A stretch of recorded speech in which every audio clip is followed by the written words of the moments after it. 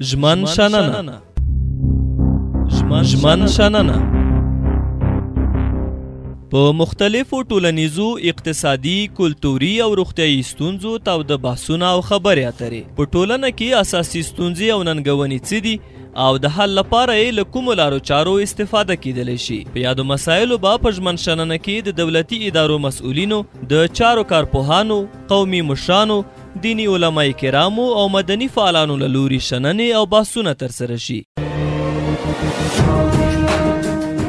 ژمن شننه د ټولنیز ستونزو اړوند د ژمن راډیو تلویزیون ځانګړې خپرونه.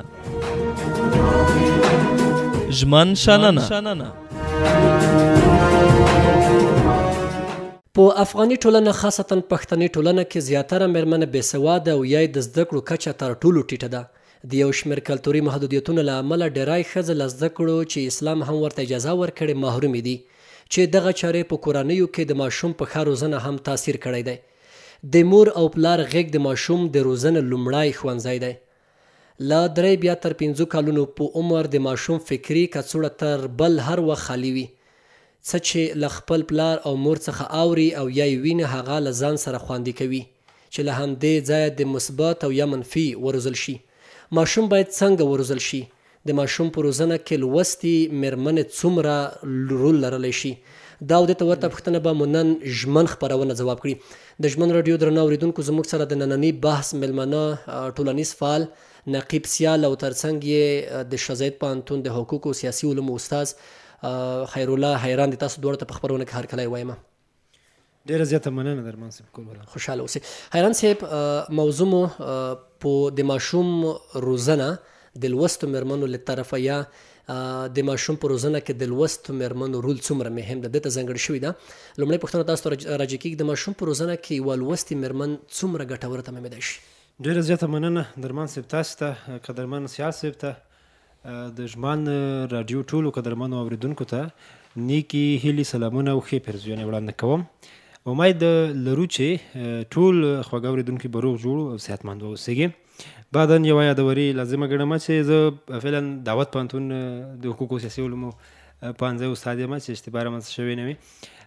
دقیقا د ماشوم په روزنه کې یوه لوستې مېرمن نسبت نالوستې مېرمنې ته ډېر زیات رول درلودلی شي.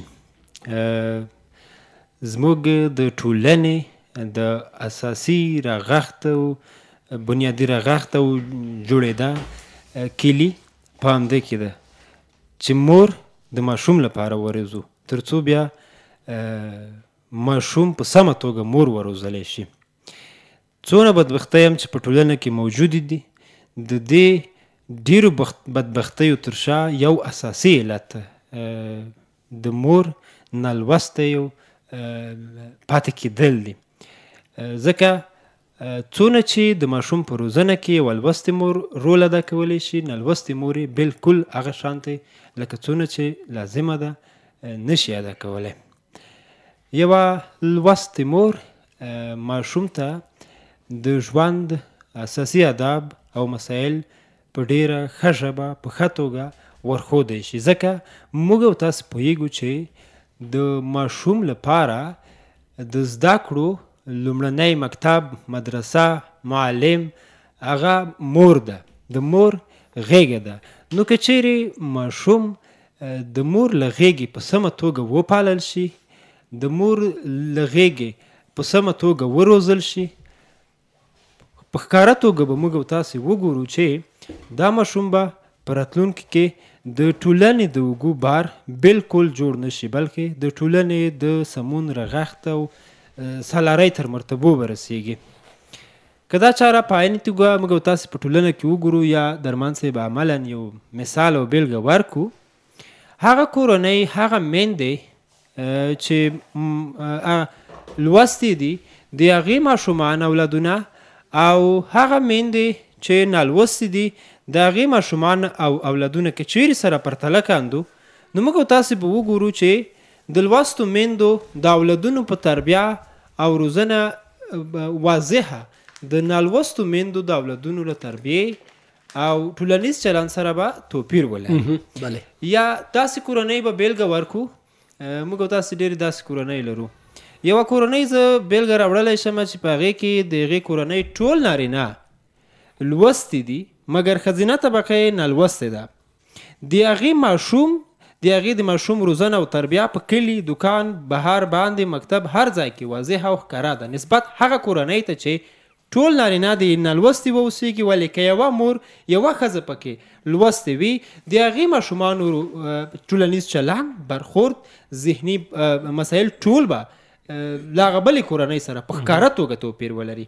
حتی د نظافت مراعات، حتی د خبرو اترو انداز، حتی ټول چلندونه به د هغه کورنۍ چې هغې کې لوسته ښځه نشته د نالوستې کورنۍ سره د لوستې کورنۍ د ماشوم هغه فرق وکوي. که همدا اوس هم زموږ اورېدونکي دغه زموږ غږ چې اوري دغسې کورنۍ ذهن ته راولي نو ممکن زما خبره بیا دوی ډېره صحیح او په سمه توګه واخیستلی. ډېره مننه، خوشحاله اوسئ. سیال صاحب تاسو ته راګرځو، ماشوم ته باید څه ډول روزنه ورکړل شي په ټولنه کې؟ مننه درمان صاحب. په لومړی سر کې خو تاسو د ژمن راډیو ټولو اورېدونکو او کارکوونکو ته او خاصتا خیران صاحب ته، استاد خیران صاحب ته ډیره مننه. او داسې چې موږ تاسو په دې خپرونه کې په هغه علمي موضوع باندې بحث کوو او دا ډیره مهمه خبره ده چې د یوې کورنۍ یا د یوه ماشوم په تربیه کې د کورنۍ یا د لوستو مېرمنو رول یا د مندو رول څه رقم ته دی په دې اړه بحث کوو او ډیره مهمه موضوع ده. موږ تاسو هغه څوک چې زموږ غږ اوري او یا د موږ تاسو ټولنه ده باید دې ته متوجه شي. موږ تاسو که په دې باندې فکر وکړو نه یوازې لوستې مېرمن د مور او د ماشوم یا د ماشوم په روزنه کې، د ماشوم په روغتیا ساتنه کې، د ماشوم په اخلاقي یا ادبي جوړښت کې مهم رول لري. همدا ډول یوه لوستې مېرمنه د کورنۍ په اقتصادي ورغونه کې هم مثبت رول لري. او استاد خیران صاحب مفصلې خبرې په دې اړه وکړې. یوه لوستې مېرمن نه یوازې دا چې خپل ماشوم روزي، لوستې مېرمن په یوه کور کې مکمله کورنۍ او ټولنه روزي. د دغې دپاره موږ او تاسو چې په علمي برخه کې دغې دپاره اسلام څومره حقوق ورکړي دي یا نړیوالې ټولنې ورکړي دي یا انسانیت ورکړي دي، موږ او تاسو په دې باندې باید سترګې پټې نه کړو. دغې دپاره باید کار وکړو. هغه کورنۍ لکه مخکې چې خیران صاحب یادونه وکړه چې باعلمه وي، تعلیم یافته وي، ټوله کورنۍ یو طرف ته د مسؤلیتو او صلاحیتو په اساس هم د کورنۍ د ماشومانو په روزنه کې یو خواته ده او یوه مېرمن په یوه کور کې بلې خواته.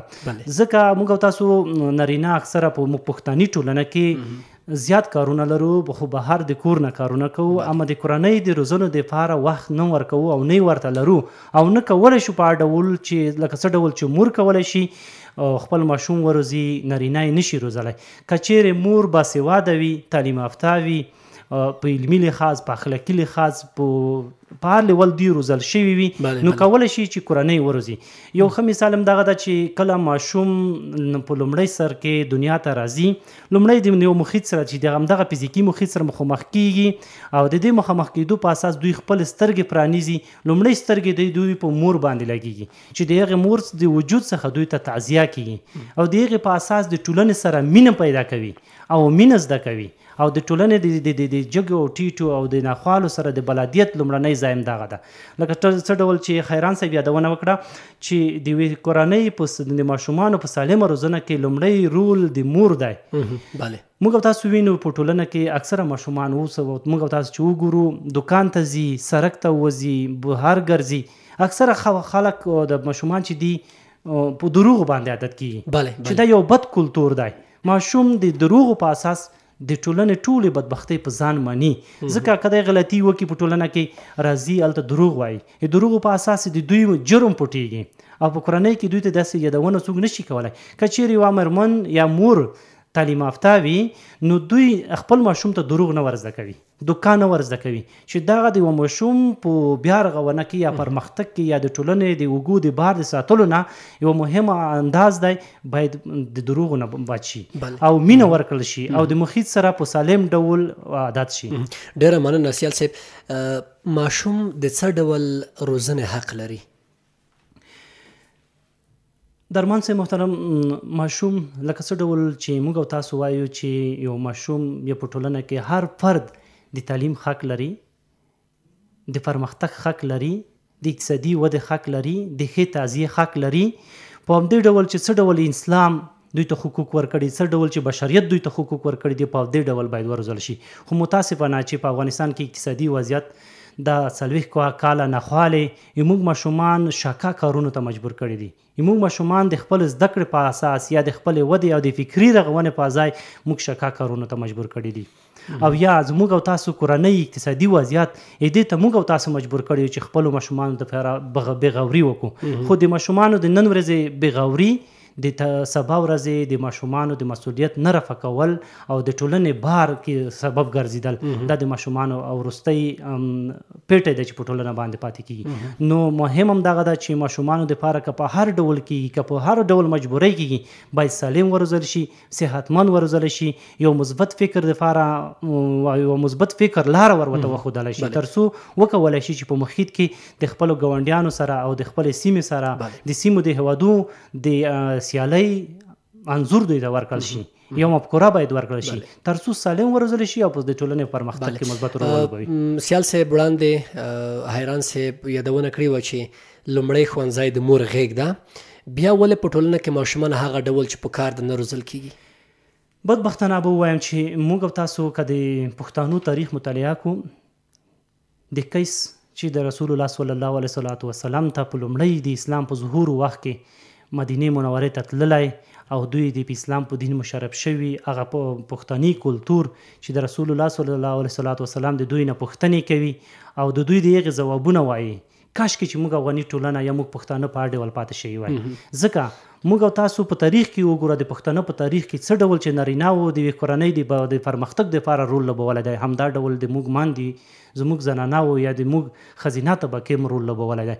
خو بدبختانه به ووایم چې ځینې کړۍ د دغې دپاره دا کمپاین کوي، دا لبهګیري کوي په مارکیټ کې چې پښتانه په دې کلتور روزل شوي دي چې موږ تعلیم ته حق نه ورکوو، موږ خویندو ته تعلیم حق نه ورکوو. موږ او تاسو یو غار یا شرم په ځان پورې تړو چې زه څنګه کولی شم چې خپله خور لور مکتب ته ولګم. خو دا شرم نه بولو چې موږ په خپله خور لور باندې د غره نه لرګي راوړو. موږ دا ځان دپاره بدبختانه وایم چې شرم نه بولو چې موږ په خپل خور لور نه په مځکه کې غواوې میږې څروو.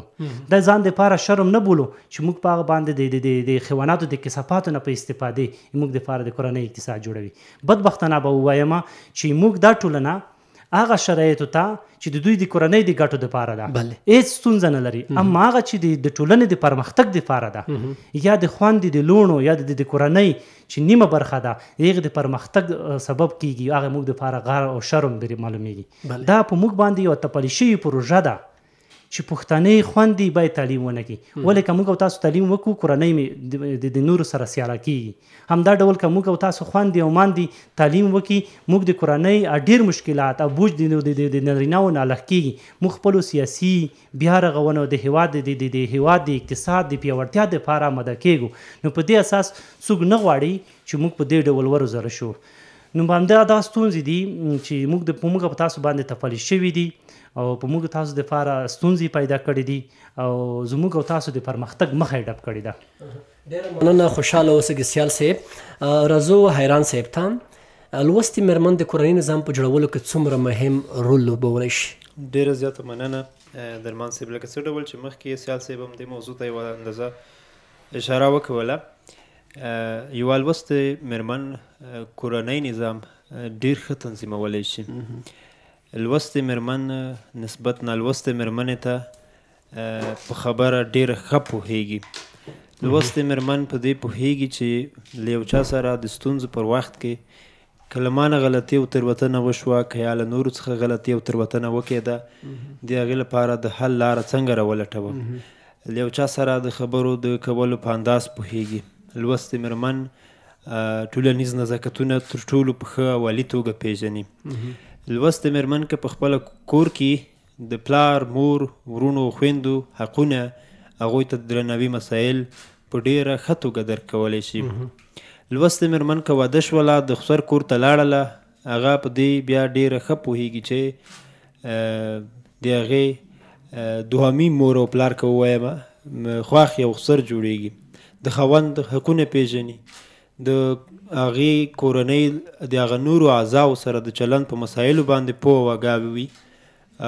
د هغوی ټول حقونه او مسایل ډېر په ښه توګه درک کولی شي. زه په ښکاره توګه باید ووایم هغه کورنۍ چې لوستې مېرمنې پکې کېدي چې حقیقي زده کړې یې کړې وي نسبت هغه کورنیو ته چې هغوی کې لوستې مېرمنې نشته دي لنجې ستونزې او مشکلات خورا زیات وي هغه کورنۍ چې لوستې مېرمنې لري هغه کورنۍ لنجې نه لري هغه کورنۍ ډیره بانظمه بانزاکته او با تهذیبه وي د ټولو چارو په ترسروي کې هغه کورنۍ ښکاره توپیر لري نسبت هغه کورنۍ ته چې هلته لوستې مېرمنې نه وي. ډېره مننه خوشحاله اوسئ. حیران صاحب د یوې تعلیم یافته مېرمنې له لوري ماشوم ته ډېره مینه ورکول څنګه دي؟ د یوې تعلیم یافته مېرمنې له لوري ماشوم ته ډېره مینه او ناز ورکول څنګه چې لازمه وي هغه خورا مثبت ښه او اغېزمن تمامېدلی شي چې علتونه یې روښانه کولی شو. معمولا لوستې مېرمنې چې دي ماشوم په نه خبره باندې وهي ماشوم ته دا تربیه او چاره نه ورښایي چې کوم الفاظ چې ته کاروي هغه کوم ناسم دي کوم سم دي. ان تر دې زموږ ستاسو په ټولنه کې بېلګې لرو چې یو چاته د حیواناتو نومونه په ماشوم باندې کاروي یو دی چکچکې ورته وهي چې والا دا خو زما ماشوم خبرې کوي بس دا ډېر صحیح ده هغې ته د پلاني حیوان نوم واخله پلاني ته د پلاني حیوان نوم واخله. یوه لوستې مېرمن په دې باندې پوهېږي چې زه ماشوم ته چی ور زده کړم تر ټولو اهم اړخ چې تاسې پوښتنه وکوله دغه دی چې زموږ او ستاسې په ټولنه کې هم په لویه کچه باندې ستونزې ورنه را پیدا شوې دي. یوه لوستې مېرمن ماشوم ته مینه ورکوي هغې ته وهل رټل ترټل نه ورکوي هغه سپکوي نه هغه ښکني نه ځکه که هغه نن سپک شو وښکنلی شو هغه زموږ او ستاسې په اصطلاح باندې هغه هغې احساسات ژوبل کېږي د هغې جرأت د راتلونکي لپاره له منځه ځي. نن په لغاتو پکې ښېږي نن د حیواناتو په نومونو باندې یادوي او سبا ورته هیلې لري چې دا ماشوم دی بیا ماته وزیر ډاکټر او بل شي خو نن ته آینده خرابوي. د دې برعکس یوه لوستې مېرمن ماشوم ته مینه ورکوي که غلطي کوي غلطي ورته ښایي وهي نه که بله ستونزه ایجادوي د هغې په عواقبو باندې یې پوهې کوي ځکه دی پرې پوهوي. د مینې اړخ تر ټولو مهم دی. یوه نالوستې مېرمن چې په ماشوم باندې تشدد وکوي وهل روټل دا مسایل پې تېر کړي دا ماشوم چې رالوی شي په هغې کې عاطفه د هغې جرأت دا ټول شیان له منځه تللي وي دلته یې په عاطفه باندې بحث کوم.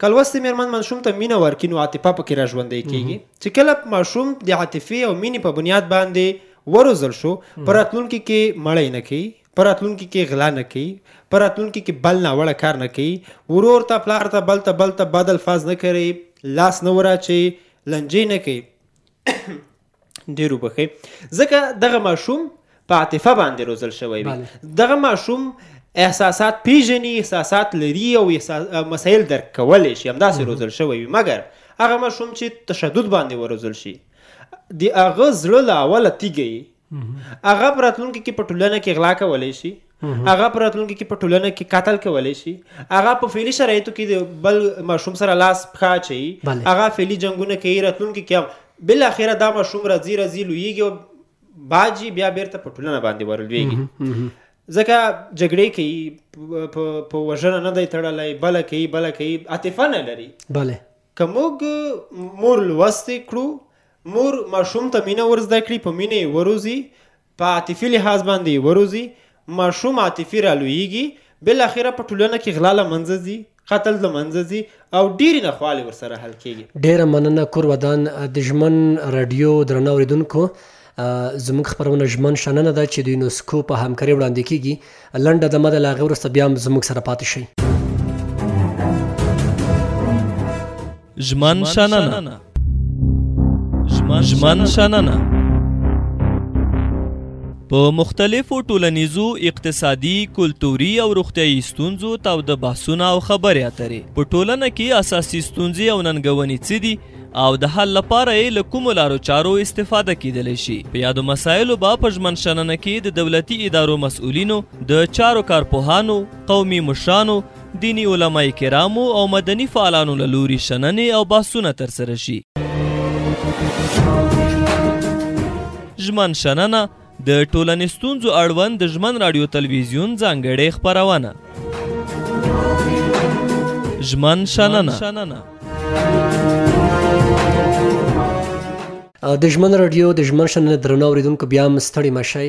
یادونه کوو چې ژمن شننې خپرونه ده زموږ سره د نننۍ خپرونه چې د ماشوم په روزنه کې د لوستو مېرمنو رول څومره مهم دی، دغه خپرونه کې ټولنیز فعال نقیب سیال او ترڅنګ د پوهنتون استاد خیرالله حیران سره دی او دغه خپرونه د یونسکو په مرسته یا په همکارۍ ترسره کیږي. سیال صاحب، پوښتنه تاسو ته راجع کیږي، که ماشوم ته ښه روزنه ورنه کړل شي ټولنه ته به یې ضرر څه وي؟ ځکه په دې باندې وړاندې حیران صاحب هم تفصیلي خبرې وکړې. درمان صاحب محترم، دا چې ماشوم نن ماشوم دی، سبا ته د ټولنې ځوان دی او بل د ټولنې رهبر جوړیږي او هغه مسؤلیتونه چې د ټولنې یا د هېواد د بریا او د پرمختګ په مهم دي او په دوی پورې تړلی کیږي. که چیرې یو ماشوم ښه وروزل شي، نه یوازې دا چې خپله کورنۍ، خپل کلی، خپل قوم او خپل ولسوالۍ یا د خپل منطقې دپاره کار کوي، بلکې د ټول هیواد او د هیواد د نړۍ سره د سیال کېدو دپاره مهم رول لوبولی شي. نو که چیرې ښه ونه روزل شي، نو لومړنۍ خبره دا چې په موږ او تاسو ته پل شوي دی، بیا هم استاد محترم خیران صاحب چې وایي چې افغاني یوه کلتوري ټولنه ده، د ننګ او د جرګو او د مرکو ټولنه ده. په دې کې لومړی خو موږ د خپلې ټولنې دپاره غار او شرم راوړي، د خپلې کورنۍ دپاره دا ستونزې پیدا کوي، او بل په محیط کې د دوی په اساس نور ماشومان هم په همدې اساس روزل کیږي. لکه څه ډول چې په پیداګوژۍ کې یا د ماشومانو په روزنه کې محیطي شرایط ډیر رول لري. په محیطي شرایطو کې موږ او تاسو طبیعت بیان کړی دی. طبیعت څه ته وایي؟ چې د مخلوقاتو منظمه مجموعه طبیعت دی. د مخلوقاتو په منظمه مجموعه کې همدا ماشومان، دا کورنۍ او دا محیطي شرایط راځي. که چیرې په محیط کې موږ او تاسو یو بد اخلاقه، یو چرسي، یو داسې انسان چې د ټولنې د اوږو بار وي، اړتونکي ماشومان یې ویني، په همدې ډول روزل کیږي. ځکه هغه څوک هم د ټولنې یو څو ورځې وړاندې ماشوم و، د مور په غېږه کې و، د کورنۍ د کور مربوط و او د وروسته د ټولنې مربوط کیږي، وروسته د یو هیواد مربوط کیږي. دا هم چې په محیطي شرایطو کې دغه فرد ښه اخلاق، بد اخلاق، ښه روزل شوی او بد روزل شوی په محیط باندې تاثیر لري. نه کله چې دا په محیطي شرایطو کې راغلو، محیطي شرایطو کې راتلونکي ماشومان زموږ بېلارې کوي او د راتلونکي ماشومانو په څنګ کې د کورنۍ متضرره کوي، د کورنۍ د ضرر په اساس سیمه متضرره کوي. چې بد پایلې موږ او تاسو په ټولنه کې وینو. هغه خلک چې په ټولنه کې روږدي دي، معتاد دي، معتاد د ټولنې لپاره څومره ضرر دی. هغه خلک چې موږ او تاسو په ټولنه کې بېسواده ستر شوي دي، کاروبار نشي کولی، کار نه لري، روزګار نه لري، او دغه کار روزګار نه موجودیت نورو بد اخلاقیو ته، نورو بدو کارونو ته لاره هواروي، چې دا د ټولنې د هیواد په خپلو پښو د درېدو مخه نیسي او دا هیواد هېڅکله پرمختګ نشي کولی. نو مهمه خبره دغه ده چې لومړی یو ماشوم د پیدا کېدو سره سم هغه مور او پلار د دوی دپاره ښه پلان ولري، تر څو په راتلونکي کې د دغې ماشومانو کومې هیلې موږ او تاسو لرو او د کوم فکر موږ او تاسو سره موجود دی چې دغه به د موږ دپاره، د کورنۍ دپاره دا افتخارات راوړي. د هغې افتخاراتو دپاره موږ او تاسو باید ښه منظم پلان لرلی وي. هغه ښه منظم پلان په هغه وخت کې موږ او تاسو لرلی شو چې یوه کورنۍ باسواده وي، مور او پلار باسواده وي. یو باسواده پلار کولی شي چې د کورنۍ اقتصاد په پښو ودروي، د کورنۍ اقتصاد جوړ کړي، اما دا نشي کولی چې د کورنۍ د ټولنې په روزنه کې تر 20 او 30% زیات رول ولوبوي. که چیرې مور باسواده وي، تعلیم یافته وي، هغه کولی شي چې هم د خپل خاوند اقتصاد خوندي کړي او د خپل ماشومانو دپاره ښه منظم پلان او تقسیم اوقات په اساس دوی دپاره ارتقا ورکړي. ډېره مننه. سیال صاحب، ټولنه کې دوه برخې، یو نجونې دي او بل هلکان دي. د اولاد ترمنځ توپیر کومه بده پایله لرلی شي؟ ځکه زیاتره زموږ تاسو په ټولنه کې د یو ماشوم یا د یو هلک په نسبت هغه نجلۍ ته هغه ډول حقوق، هغه ډول روزنه لکه څه ډول چې یو هلک ماشوم ته ورکول کېږي هغه نه ورکول کېږي. نو یوه لوستې مېرمن یا نالوستې مېرمن باید په دې برخه کې څه ډول چلند وکړي؟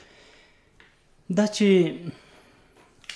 درمان صاحب محترم په ټولنه کې څه ډول چې اولادونو کې لور، ځای د مینې او عاطفې یوه نمونه ده، همدا ډول باید دوی ته روغتیا او مینه ورکړل شي. نه یوازې دا چې موږ بدبختانه به ووایم چې موږ په پښتنو ټولنه کې یا ممکن په اکثرو ټولنو کې د ماشومانو د نارینه اولادونو دپاره ډېر امتیازات پیدا کېږي، خو داسې نه ده. څه ډول چې د یوې کورنۍ په روزنه او بریا کې څومره مسؤلیتونه یو نارینه ادا کوي، د دې ترڅنګ 50% مسؤلیتونه د کورنۍ ښځینه برخه هم ادا کوي. ځکه د کورنۍ خوندیتوب، د کورنۍ بریا، نو موږ او تاسو پښتنو ټولنې د میلمه خوندیتوب یا د کورنۍ بریا دا په ښځینه برخه پرې اړه لري. نو موږ او تاسو باید په دې برخه کې توپیري چلن ونه کړو او نه یې کولی شو. او هغه کورنۍ بدبختانه به ووایم چې په دغه برخه کې زموږ د خوندې ډېرې نیوکې کوي چې پلار په دې برخه کې زیات تعصب لري. خو پلار دومره تعصب نه لري لکه مور چې دومره تعصب لري، ځکه چې په کورنۍ کې کور کې د مور سره لوڼه پاتې کېږي. لوڼه چې پاتې کېږي خامخا چې په محیط کې یو څوک زیات سره پاتې کېږي، خپل منځ کې ستونزې هم پیدا کوي. او د لور سره د مور مینه کمه ده او د زوی سره د پلار مینه کمه ده. ځکه دا زوی چې ده په بدیا محیطي شرایطو کې چې بدیا ګرځي او بدیا د ټولنې د ښو او بدو پایلو نتیجه پلار ډېره ویني، نه زوی نه خامخا د پلار فشار ډېر وي او په کور کې په لور باندې د مور فشار ډېر وي. نو په دې اساس موږ او تاسو باید تبعیضي چلن ونه کړو. هیڅ داسې فرق او په دې کې باید وم نشي، ځکه اسلام د دوی په منځ کې فرق نه دی کړی.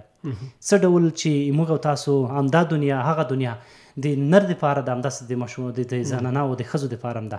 موږ هم تاسو هم جنت ته ځو، جهنم ته ځو. ښځینه هم جهنم ته ځي هم جنت ته ځي. زموږ او تاسو دپاره امتیاز څه دی؟ موږ او تاسو امتیاز ولې په دې برخه کې ولرو؟ موږ او تاسو تبعیضي چلن ولې ولرو؟ ځکه الله پاک موږ او تاسو ته دا لارښوونه کړې ده چې د انسانانو په منځ کې فرق نه دی. فرق چې دی په تقوا کې دی، د دوی په نیکو او مثبتو کارونو کې دی. که چیرې مثبت کارونه وي نتیجه هم دغه ده، پایله هم دغه ده، او موږ او تاسو هیله هم دغه ده چې دا یو مثبت کار دی. که په ټولنه کې مثبت کارونه نارینه کوي مثبت دي، او که زنانه کوي مثبت دي. که چیرې په ټولنه کې بد کارونه موږ او تاسو نارینه او ښځینه هر څوک کوي، په هغه پورې مطلق دي. او د جرم په اساس نر او ښځه یو د بل په منځ کې فرق نه لري.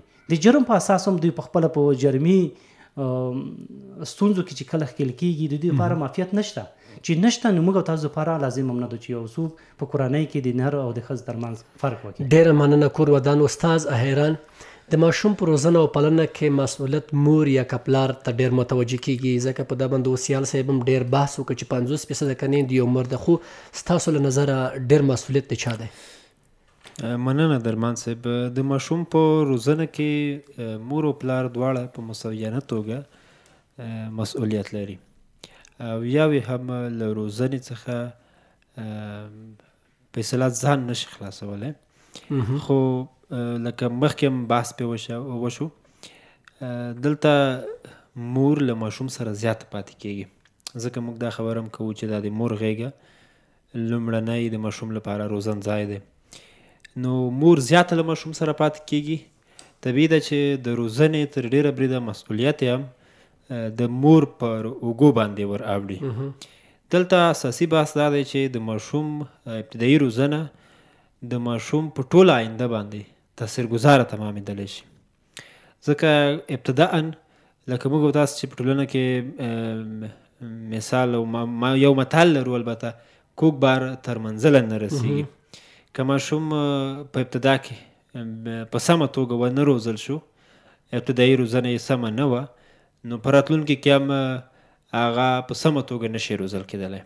ابتدایي روزنه د مور لخوا ماشوم ته ورکول کېږي. بیا چې کله اووه کلنۍ ته رسېږي، بیا ماشوم یو بیل محیط ته راځي چې هغه ښوونځی دی. هلته د ډېرو قومونو، قبیلو، اطرافو خلک او بېلابېلو خیلونو، قومونو خلک او ځوانان راغلي وي، دغه ماشومان راغلي وي، زده کړې کوي. هغه ماحول ته ماشوم ورداخلېږي، له هغوی څخه بیا زده کړه کوي، د هغه چاپېریال بیا بدلېږي. دلته بیا لږ د مور رول راکمیږي او د ماشوم د روزنې ځایونه توپیر کوي. که نه دا ابتدایي دوره ټوله تر ډېره بریده ماشوم که نجلۍ ده که هلک دی له مور سره له کورنۍ سره تېروي، چې په دوی کې زیات رول د مور وي. البته دلته یوه یادونه کول غواړم،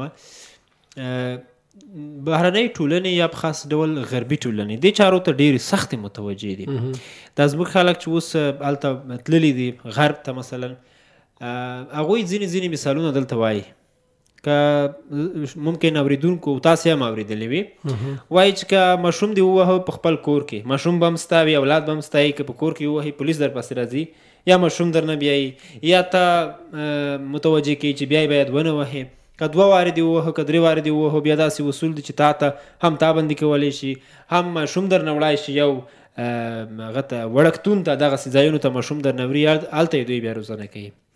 زموږ خلک نورې مسالې او دلایل راوړي چې په دې موخو باندې دوی دا کار کوي. نه، دوی دې مسلې ته متوجه دي چې که دا ماشوم په ناسمه توګه وروزل شو ټولنې ته راځي او سبا ته په ټولنه کې غلم دی دی، قاتل هم دی، متشدد رویه کوونکی هم دی، نو که زه یې له همدې ځایه سمه روزنه ونه کوم سبا ته مې د ټولنې د اوږو یو بار راته پیدا کیږي. د دې له خاطره چې دا ماشوم سبا ته د ټولنې د اوږو بار ګرځي له اوسه یې باید پر وړاندې سم تدابیر ولرم. هغوی دغسې یو دوراندیشي او لرې وطن ورته ګوري ځکه یې دغسې قیودات ایښي دي. زموږ خلک بیا په نورو ډولونو باندې تعبیروي دا مسایل. نو له همدې خاطره موږ دا خبره کوو چې د ماشوم ابتدایي روزنه ډیره مهمه ده او دا روزنه ماشوم ته مور ورکوي. د دې روزنې په خاطر باندې چې سمه ترسره شي د مور روزنه ډیره مهمه ده. بله حیران صاحب، که څه هم یو ماشوم وړاندې سیال صاحب یادونه کړې چې ماشوم د سبا ځوان د سبا رهبر جوړېدی شي، هغه اولادونه چې باسواده مور له روزنې او پالنې بې برخې وي د هغوی راتلونکی به څه ډول وي ځکه دوی هم په راتلونکي کې د ماشومانو پلار کیږي. دقیقاً همدغسې ده لکه څه ډول چې مخکې هم خبره وکوله هغه ماشومان چې د یوې بېسواده مور لخوا روزل کیږي نسبت هغه ماشومانو ته چې د یوې باسواده مور لخوا روزل کیږي د هغوی روزنه او ټولنیز برخورد و مسایل ښکاره توپیر لري. که چیرې یو ماشوم د یوې بېسواده مور لخوا وروزل شي طبیعي ده چې په دوی کې به یې 90% 80% هغه یا لااقلا نیمایي خو سبا ته د هغې تضمین نشي کېدلی په سمه توګه د هغوی د روزنې نسبت هغه ته چې یوې باسواده مور لخوا ماشوم وروزل شي. نو موږ او تاسو چې موجوده ستونزې په ټولنه کې کومې لرو په دې ترتیب سره حلېدلی شي چې له اوسه په مور باندې پانګونه وکړو، په نجلۍ باندې پانګونه وکړو، د هغوی لپاره په شرعي چوکاټ برابر ماحول او محیط برابر کاندو تر څو هغوی په سمه توګه زده کړې ترسره کړي او په راتلونکي کې موږ یوه سالمه او سمه ټولنه درلودې وي.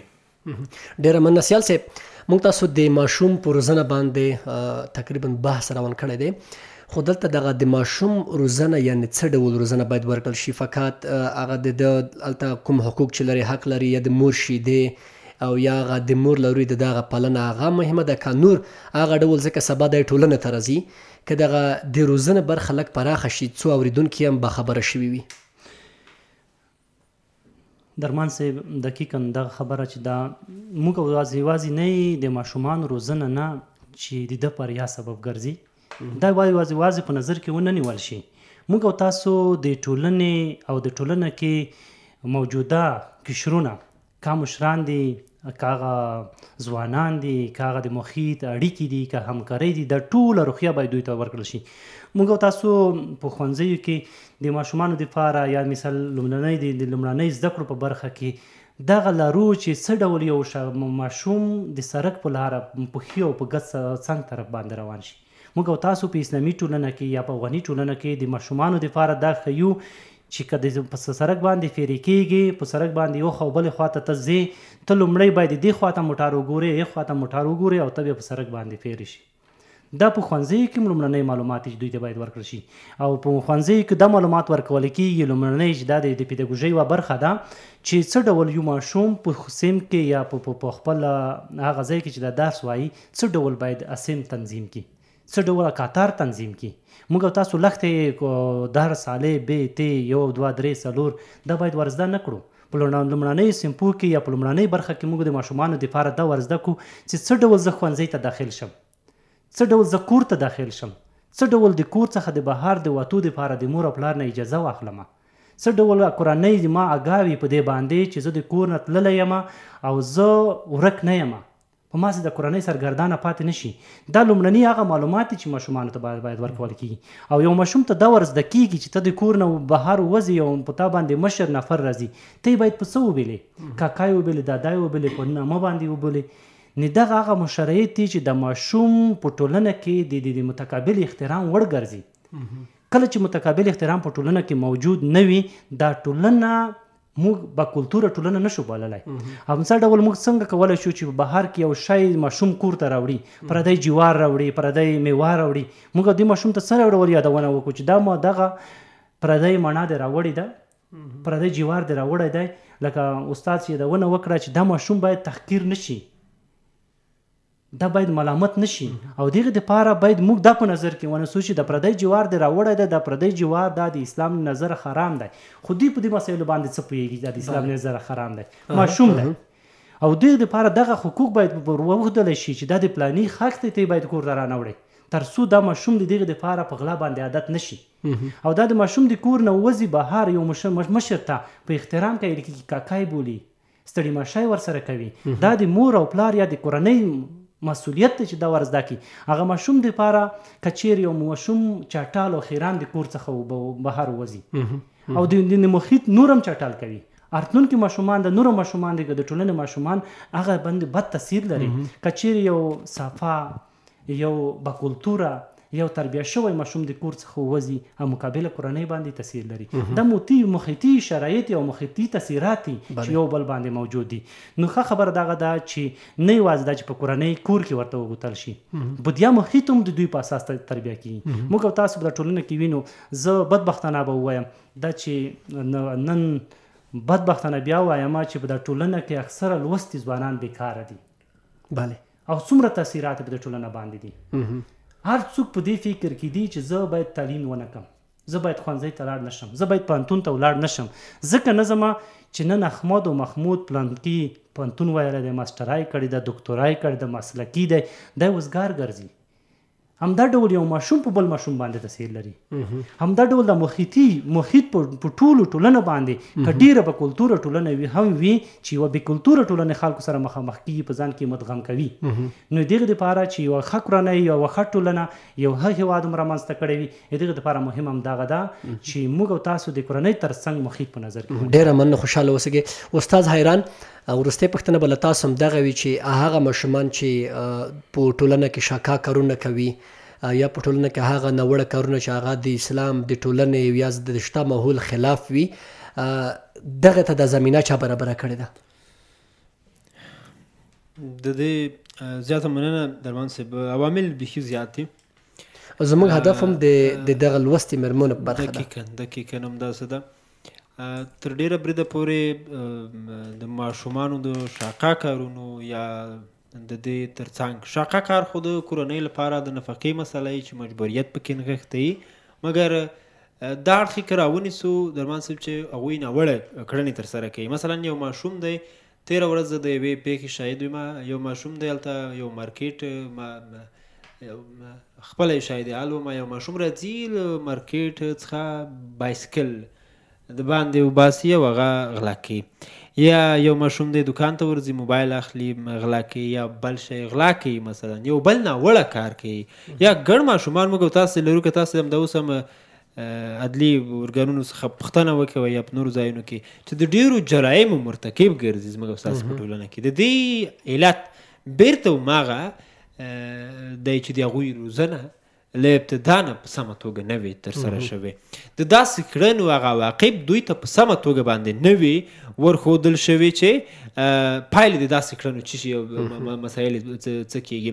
نو بیرته خبره هماغه لوستې مور ته راځي، او زموږ غوښتنه او هیله به دا بیا هم چې د مور د زده کړې روزنې لپاره چې هغه ښځه د نجلۍ د نن سبا مور ده زمینه سازي وشي په یوه شرعي او اسلامي چوکاټ کې څه ډول چې لازمه ده همغسې زمینه سازي وشي، خو د هغوی پر وړاندې د زده کړو مرکزونه هغه خلاص کړل شي تر څو د ټولنې ګڼې ستونزې ورسره حل شوې وي. ډېره مننه، خوشحاله اوسئ. د ژمن راډیو د ژمن شننه درنو اورېدونکو، دا وه زموږ خپرونه چې د ماشومانو په روزنه کې د لوستو مېرمنو ته ځانګړې شوې وه. له محترم خیرالله حیران او ترڅنګ یې د ټولنیز فعال نقیب سیال څخه ډېره مننه، او کورودنۍ له یونسکوم چې دغه برخې په همکارۍ کې زموږ سره دوی همکاري کوي. زموږ نور خپرونه هم دوام لري. ډیره مننه. ښې چارې. ژمن شننه په مختلفو ټولنیزو، اقتصادي، کلتوري او روغتیايي ستونزو تاوده بحثونه او خبرې اترې. په ټولنه کې اساسي ستونزې او ننګونې څه دي او د حل لپاره یې له کومو لارو چارو استفاده کیدلی شي. په یادو مسایلو به په ژمن شننه کې د دولتي ادارو مسؤلینو، د چارو کارپوهانو، قومي مشرانو، دیني علماء کرامو او مدني فعالانو له لوري شننې او بحثونه ترسره شي.